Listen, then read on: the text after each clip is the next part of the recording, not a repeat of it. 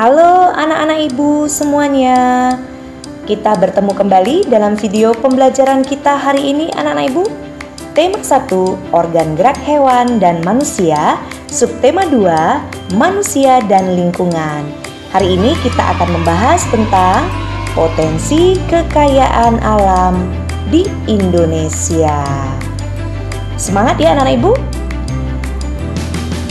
Dalam kehidupan sehari-hari, kita tidak bisa lepas dari sumber daya alam yang mampu memenuhi kebutuhan. Misalnya saja, tidak mungkin ada manusia yang dapat bertahan tanpa mengkonsumsi makanan dan meminum air, kan?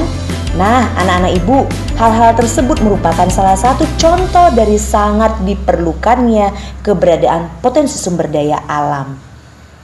Nah, anak-anak ibu bisa kalian lihat di sini ada peta Indonesia. Indonesia memiliki kondisi geografis yang berbeda antara daerah yang satu dengan daerah yang lain, sehingga menghasilkan potensi kekayaan alam yang beraneka ragam. Nah, anak-anak ibu, pemanfaatan sumber daya alam. Pemanfaatan potensi sumber daya alam telah dilakukan dalam berbagai bentuk aktivitas. Aktivitas pemanfaatan sumber daya alam dapat dibagi ke dalam aktivitas pertanian, pertambangan, kemudian kehutanan, dan perikanan.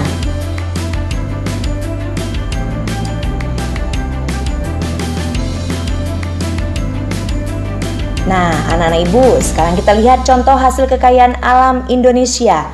Ada hasil pertanian dan perkebunan, kita bisa melihat ada sayur-sayuran, buah-buahan, dan masih ada lagi hasil pertanian lainnya seperti teh, cengkeh, lada, kina, tembakau, dan coklat. Kemudian ada perkebunan teh. Kita lihat anak-anak ibu, ada juga perkebunan, kemudian sawah, ini termasuk dari bagian pertanian ya.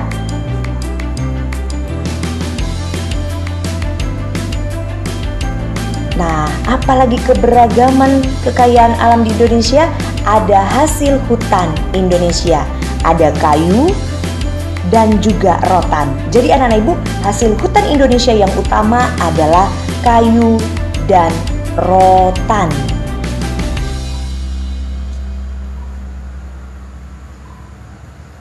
Baik, anak-anak ibu, tahukah kamu manfaat hutan? Ya, ini sudah pernah kita bahas ya di pembelajaran sebelumnya. Manfaat hutan itu adalah yang pertama, penghasil kayu, buah-buahan, kemudian rumah bagi berbagai jenis flora dan fauna, pengendali banjir, pengendali erosi. Nah, anak-anak ibu, sekarang kita lihat hasil tambang Indonesia. Ini juga merupakan keberagaman kekayaan alam di Indonesia.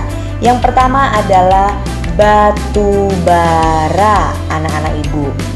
Nah, kita lihat anak-anak ibu, batu bara. Siapa yang masih ingat? Batu bara adalah salah satu dari bahan bakar fosil yang termasuk dalam kategori tidak dapat diperbarui.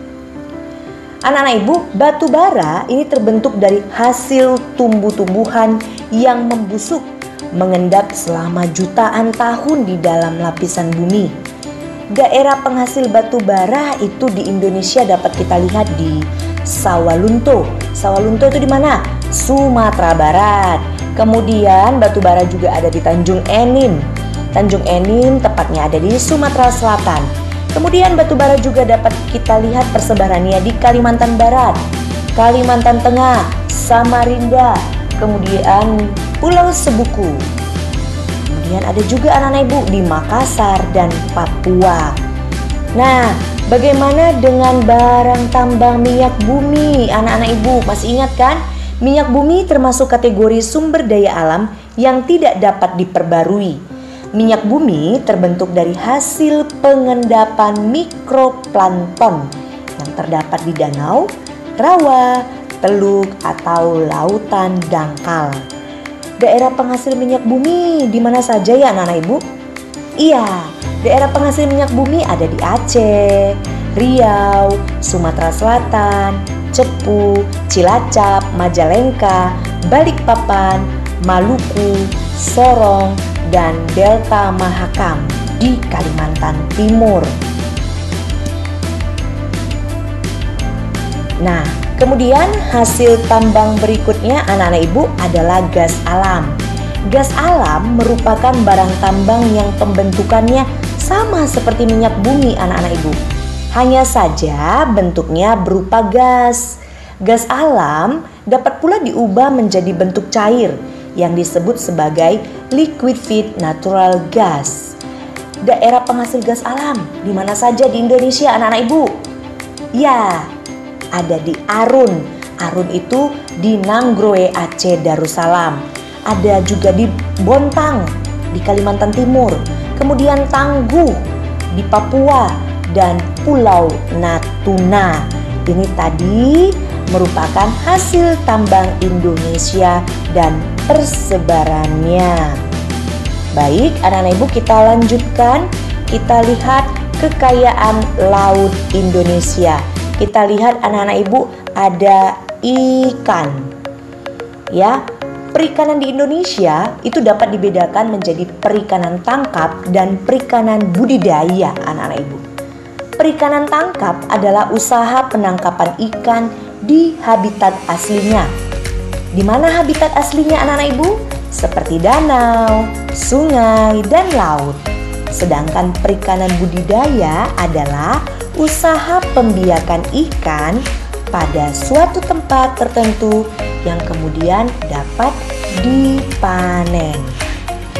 Nah, anak-anak ibu, tahukah kamu Indonesia memiliki potensi perikanan laut sekitar 6,5 juta ton dalam setahun anak-anak ibu. Luar biasa ya. Hasil laut Indonesia yang kedua adalah rumput laut. Rumput laut ini termasuk salah satu sumber daya alam hayati.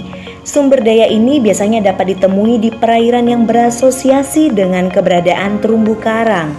Di beberapa daerah, pantai di bagian selatan Jawa dan pantai barat Sumatera anak-anak ibu, rumput laut banyak ditemui hidup di atas karang-karang terjal yang melindungi pantai dari deburan ombak.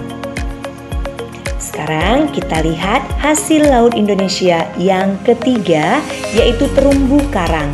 Terumbu karang adalah kumpulan karang-karang yang menjadi tempat tinggal bagi banyak biota laut berukuran kecil. Karang disusun oleh suatu jenis hewan bernama polip yang hidup dengan menyerap kalsium karbonat dari air laut. Ternyata terumbu karang juga mempunyai banyak manfaat loh anak-anak ibu, seperti sebagai tempat hidup ikan, tempat pariwisata, dan untuk penelitian. Wah, mengagumkan sekali ya. Kita harus bersyukur anak-anak ibu karena Indonesia memiliki potensi sumber daya yang sangat banyak. Nah, sampai di sini Ibu harapkan kalian dapat memahami dari penjelasan Ibu Guru ya. Baik, anak-anak Ibu, terima kasih dan semangat belajar ya.